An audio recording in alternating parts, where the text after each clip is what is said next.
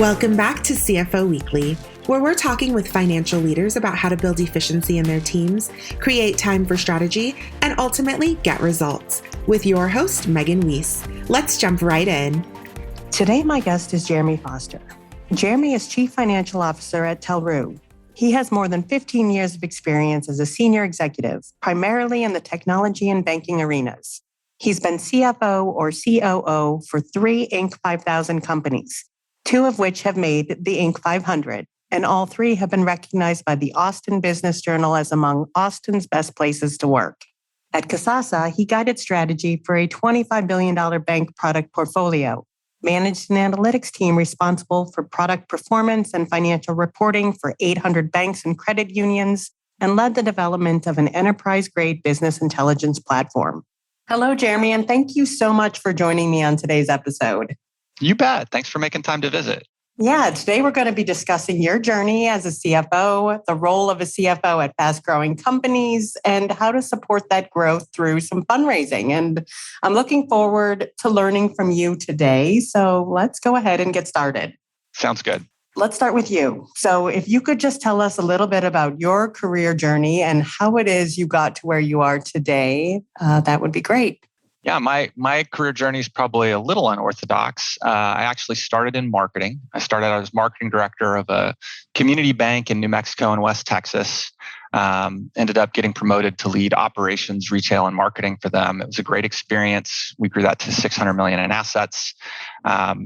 And then, really enjoyed the team that I worked with, but kind of had an entrepreneurial itch. So in the space of I gave a pretty extended notice period. And then when I finally left the bank in the space of about a week, quit my job, got married, moved to Austin, and started a new company. And so moved exciting out here. Times, sounds like. Yeah, and 6 days of that week was the honeymoon, so it was a busy time, and that startup was a standardized test prep company intended to help provide cost-effective SAT and ACT preparation for disadvantaged kids, and we were profitable pretty early on, but not making enough to really support my wife and I both. And so I went back to work for a company called Accenture when we decided to have kids. And Small company. Yeah. Ended up starting as a banking subject matter expert for a very large nationwide bank engagement, and then ended up leading curriculum management. They created a full-time role called curriculum lead, and I helped manage the frontline training curriculum. And this was in the middle of the banking crisis, so it was a fun time to be involved in that. And then had a great opportunity to go work for a startup here in Austin called Bankview, and started as what they called an executive consultant, which was really kind of a mix of consulting and account management, and then ended up leading our analytics team, then took over a portion of our finance team, went back, had the opportunity to get my MBA. So got my MBA and then came back to the company full-time as CFO. And so was CFO there for about 5.5 years, helped scale the company, helped sell the company to private equity, then went to another smaller company here in Austin and spun out a startup called Homeward that's done well, and then had a great opportunity to come back to Talroo, come back up to a bigger company with Talroo, and have been there for about 3 years and have just really been enjoying it. Yeah, what an accomplished background you have. And like I was mentioning before we started this conversation, that you're the second CFO I've spoken to in the last 4 weeks that's come from a marketing background. So, which is really unusual, but I think it's a really terrific fit given the importance that the consumer plays, and the increasing importance that understanding consumer unit economics really plays for the CFO. And so I think if you have a good grasp on how to acquire customers, you're going to do a better job helping to grow an organization. Yeah, that's a great point. So as you look back throughout your career, are there any stories that stand out in your mind as like moments that turned your career from one direction to another? Obviously, making the jump from marketing to accounting and finance was probably one of them. Yeah, absolutely. So at the bank, I think the first real opportunity I had to branch out into operations came when, as marketing director, I started picking up special projects effectively for our CEO. And one of those, we had a situation where our ATMs were constantly down, and it was impacting consumers. And so I was raising it as an issue, and our CEO said, "Well, then it sounds like we need to fix it. Let me know what you need to do to go fix the problem for us." And so he really gave me the support that I needed to go out and effectively find, source, and renegotiate a better contract with a different vendor. And we ended up with better service delivery at a lower cost. And the combination of those two things, I think, really caught the CEO's attention. And so that opened up a lot of opportunities for me in operations, which led to more opportunities leading all of our retail banking group. And so I think that was a real key opportunity. And then another one was at BankView, which became Kasasa. As I moved into our analytics division, we identified some challenges and opportunities in our pricing and in our invoicing.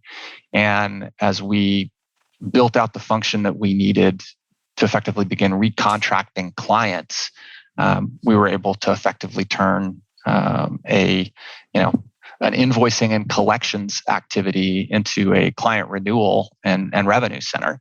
And so I think that also created a pretty meaningful opportunity for me as I moved into finance. And both of those really came because someone, in the first case the CEO, and in the second case our controller, looked at the value that I was providing and said, "Hey, I think there's an opportunity for you to create more value in this space." And so I think a big part of my career has just been looking for the problems that are most painful and most need to be solved, finding the right support to go solve them, and then doing a good job with that. And if you do that, then that opens up opportunities wherever there's room for growth in the organization. Yeah, absolutely. Making an impact really is what it comes down to. That's right. So let's talk about your current organization, Talroo, and what it is that they do. Yeah, so Talroo provides quality candidates primarily in the essential worker space to medium-sized and enterprise businesses. And we do it really with what we call the Talroo ad platform, TAP for short.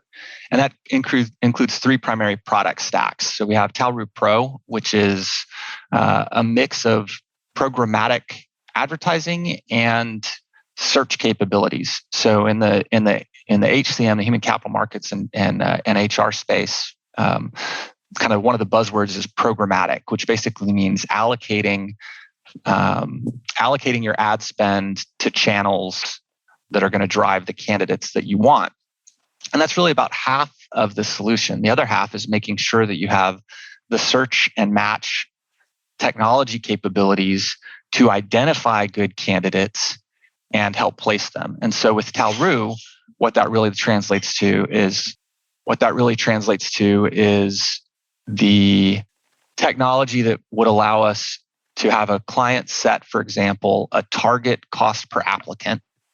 And then we go out and we drive the traffic and we look at the conversion rates to make sure that the candidates that are going to become qualified applicants for that employer are effectively hitting and meeting that target. So, if you're a CFO looking to staff somebody, you've got budgets that are set, and then your recruiters are going out and they're trying to fulfill the organization's needs within those budgets. And Talroo really has the technology to allow us to help make that possible.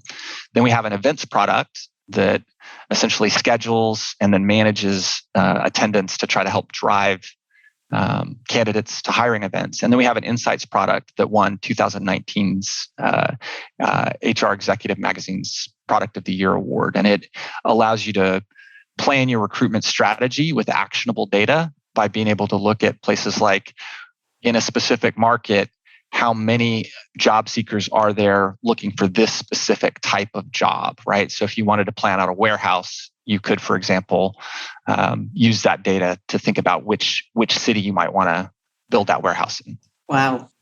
I imagine you've seen demand explode in the last we have 12 months or so. Yeah. So I think the overall industry, the best estimates we've seen, overall in the industry are that the total addressable market, total amount of spend in the recruitment marketing space is going to go up by about 25-30%. We've had significantly greater growth than that over the last year. A lot of that is because the quality investment that we have made in our product has allowed us to do a better job driving high quality candidates. And so we see significant increases in spend from clients as we as we deliver for them. Yeah, I haven't spoken to one CFO who hasn't mentioned staffing as their number one pain point. Yeah, it is an incredibly important it's always important, right? For most organizations. Yeah. Most organizations today, the most important resource that you have is people.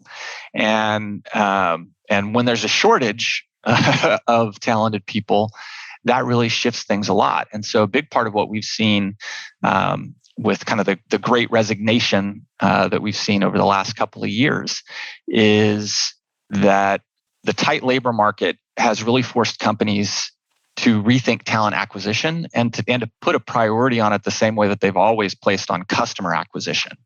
And both of those are really marketing functions. And so if you don't have that capability, or even if you do and you just need an additional source, then we've really seen significant additional focus and investment from companies to meet that gap and meet that need. And so you've been with that company now for 3 years. What have been your proudest achievements?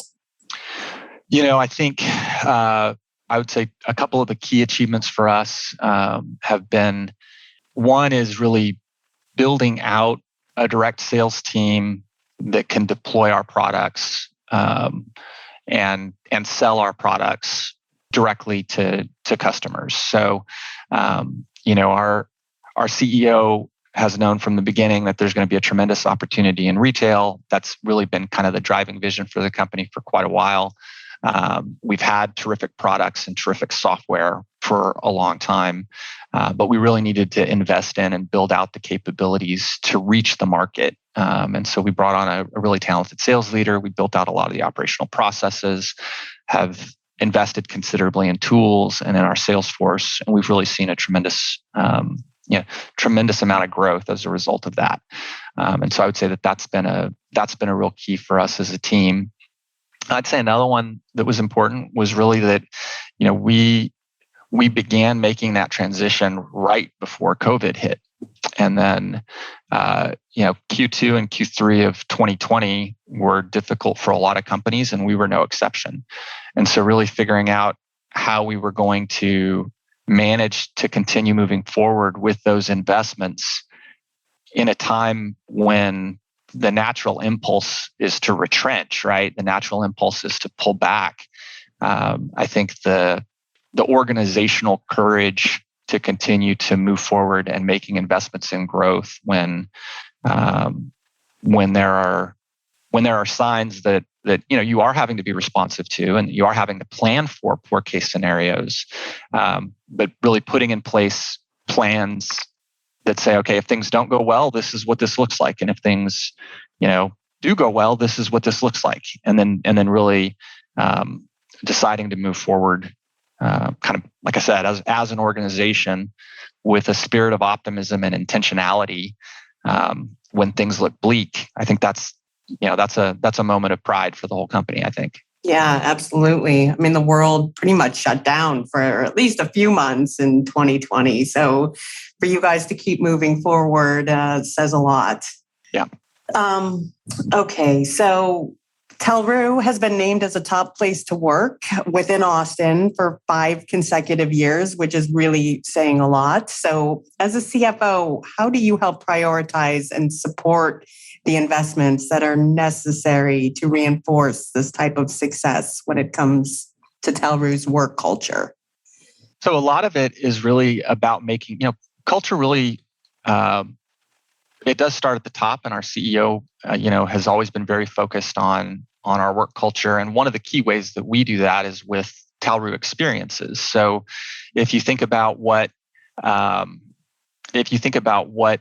people remember and what people think about, certainly people care about compensation, and people care about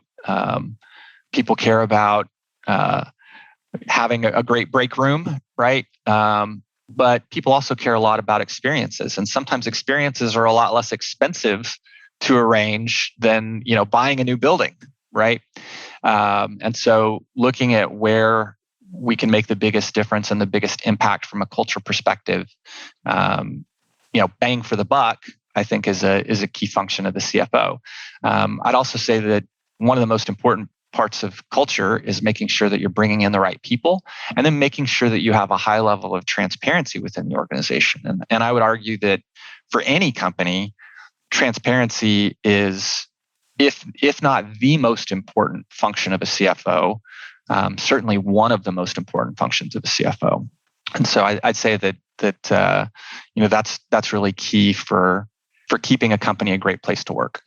Yeah, I think transparency is probably even more important these days, with most of the workforce, in many cases, still being remote. Mm-hmm. Absolutely. Yeah, that's awesome. I mean, I'm sure that helps you guys retain employees in a time when employee retention is not easy. It does. Just curious, what kind of experiences?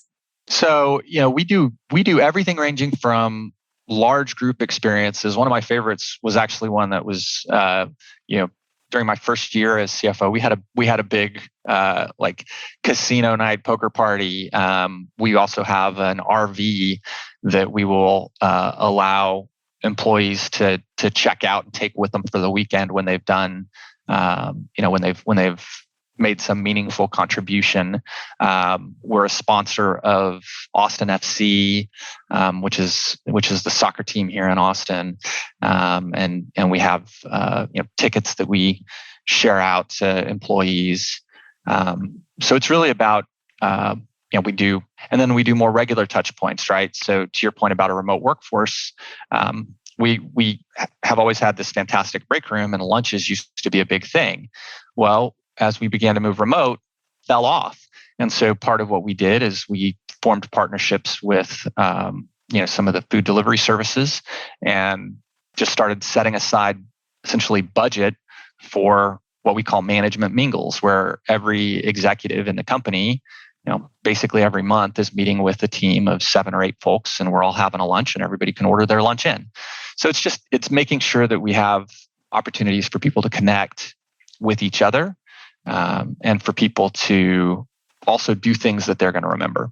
Yeah, and that goes so far in making work a fun experience for people. And I love that you guys have an RV and let people take it for the weekend. Okay, so you've been a CFO or COO for several fast-growing companies now. And as someone with experience working in this kind of environment, what have you found that growth companies want from their CFO? So I think it varies a lot based on the company. When I look at the 3 companies I've been at that have hit the Inc. 5000, every single one of them, my core CFO duties, right, of let's make sure that we're putting resources where resources need to go, that's always key. All of them are always trying to figure out where do we need to put resources. And so a key part of that is classic, Goldrat's classic theory of constraints. You look at whatever it is that's limiting the organization from growing. It might be that you don't have a good sales team to reach out and reach customers directly. It might be that you don't have the deadlines that are necessary to fully make the investments that you might need to make in product. You might have a product that's panning out, and you've already got a model that's working, and you just need to gather the funding to pour fuel on the fire. It might be that you don't have a fundable model. You have a great sales team, but you don't actually have the key product. There's not any demand there. And so in that case, you have to think, that's probably the biggest of those challenges. You have to think about how do I go back and work with the team to help us identify what types of products are going to have opportunity in the market space.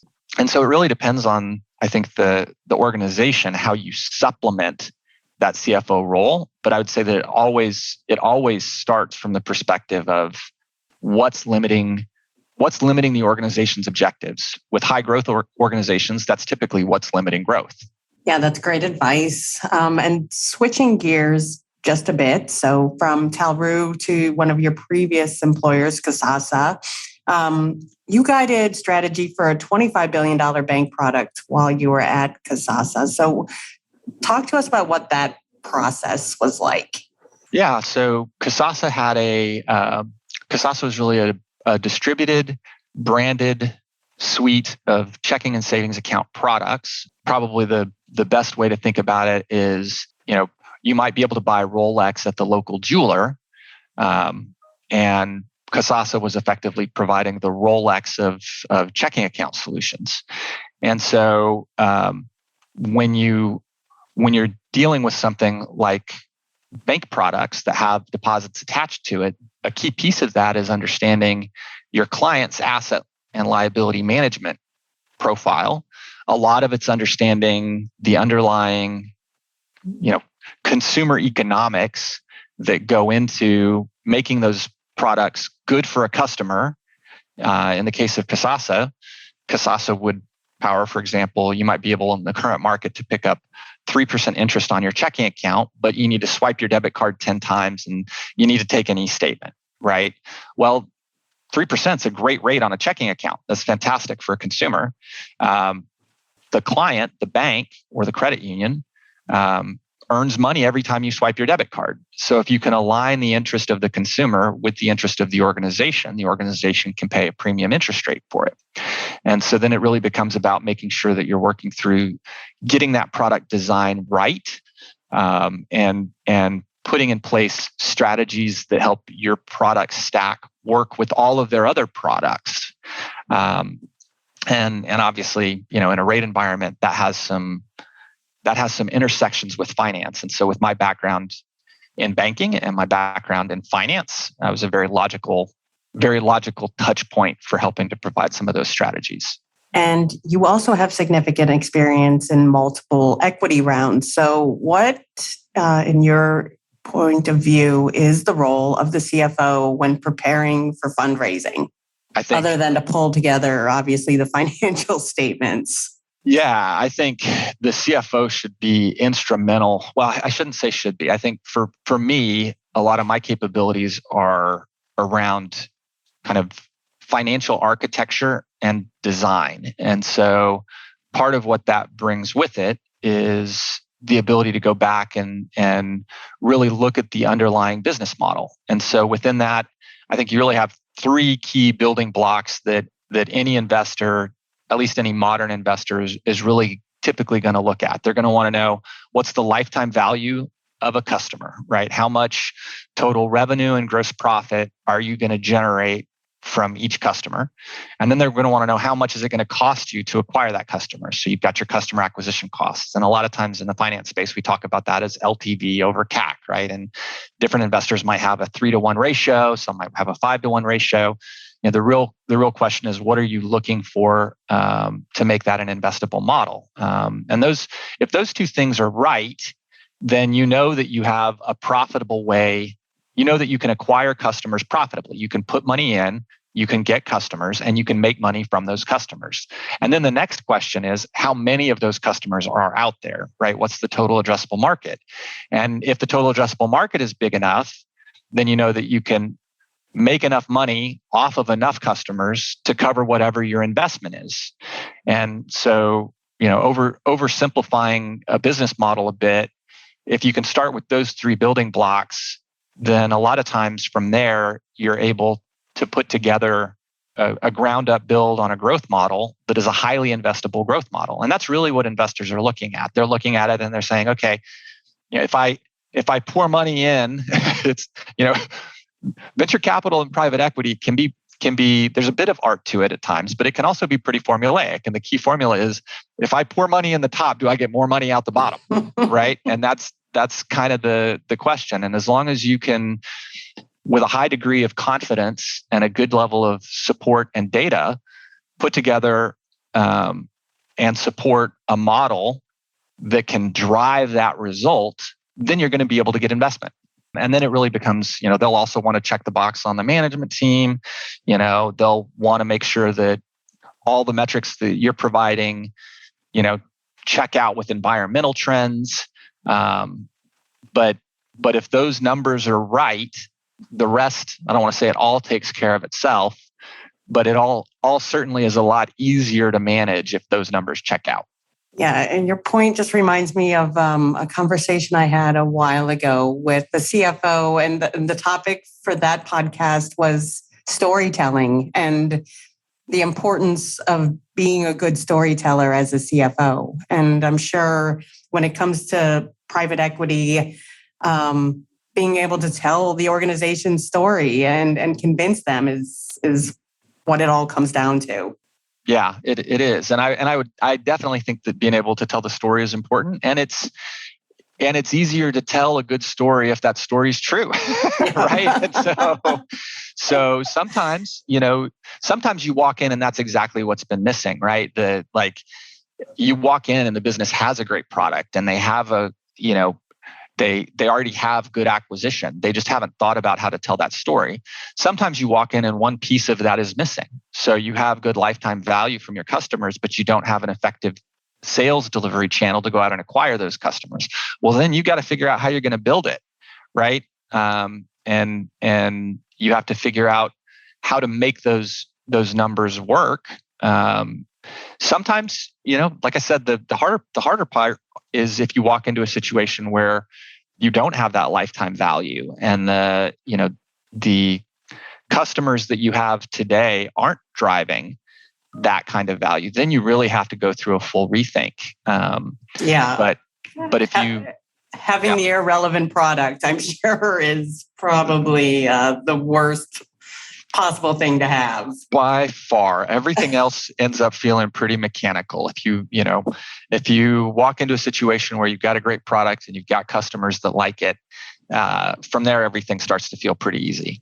So, what advice do you have for CFOs who are looking to drive strategic value within their organizations to grow revenue and margin?